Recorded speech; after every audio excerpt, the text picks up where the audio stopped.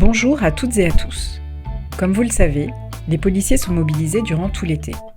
Je suis Sonia Fibleuil, porte-parole de la police nationale, et je vous propose d'aller à leur rencontre pour comprendre leur mission et leur engagement durant les Jeux de Paris. Au fil des épisodes de cette série Un été avec un policier, ils vont vous expliquer leurs rôles respectifs, les enjeux et les défis auxquels ils sont confrontés durant cette période.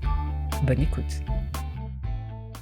Je me trouve aujourd'hui au village olympique en compagnie d'un homme du raid, Jérôme. Bonjour Jérôme. Bonjour Sonia. Est-ce que vous pouvez vous présenter brièvement ? Oui, je m'appelle Jérôme, je suis commandant de police. Je suis affecté au RAID, le groupe d'intervention de la police nationale. Voilà, et je suis chef de groupe au sein de la section d'intervention. Alors ici au village olympique, quelles sont vos missions spécifiques pour l'été ? Au village olympique, on a mis en place une réserve d'intervention. On représente les seules forces de police à l'intérieur du village olympique. Cette réserve d'intervention a pour but de réagir rapidement si jamais malheureusement une attaque quelconque avait lieu à l'intérieur du village. D'accord, vous êtes ici pour la sécurisation du site, des équipes, Exactement. Avec votre groupe qui est composé, je crois savoir, de plusieurs spécialités, c'est bien ça ? Oui, effectivement, au RAID, on a plusieurs spécialités, bien entendu, et sur la réserve d'intervention, on essaye de toutes les utiliser. Donc on a des opérateurs, bien évidemment, des spécialistes en effraction. On a également un tireur longue distance qui a pour mission de prendre les distances un peu plus longues et de couvrir l'avancée de la colonne en cas d'intervention dans un bâtiment.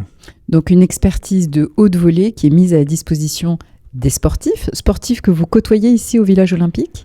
On a la chance de les croiser. C'est l'une des, c'est un des côtés plaisants de cette mission. Il y en a certains même de la délégation française qu'on connaît déjà, puisque le RAID est engagé dans des missions de protection des équipes nationales en France et à l'étranger. Très bien. Donc c'est un plaisir de les recroiser ici au village. Ah oui, effectivement. Et vous partagez, j'imagine, les mêmes valeurs, parce que vous-même, pour être au RAID, vous êtes sélectionné aussi sur des critères sportifs, pas que, mais oui, aussi effectivement, la sélection au RAID est assez longue. Il y a des présélections physiques, une semaine de sélection suivie de la formation initiale. Et effectivement, l'engagement physique et l'entraînement est vraiment très exigeant et peut correspondre un petit peu à ce que vivent les sportifs pour réussir. Alors c'est vrai que sur nos réseaux sociaux, régulièrement, nous faisons des vidéos et nous montrons l'exigence de ces tests de sélection du RAID. Alors je crois savoir que vous avez une mission qui est spécifique sur le village olympique, mais vous en avez d'autres également sur les autres sites olympiques. Et le RAID a été très engagé sur les Jeux olympiques, ça fait des années qu'on prépare ça.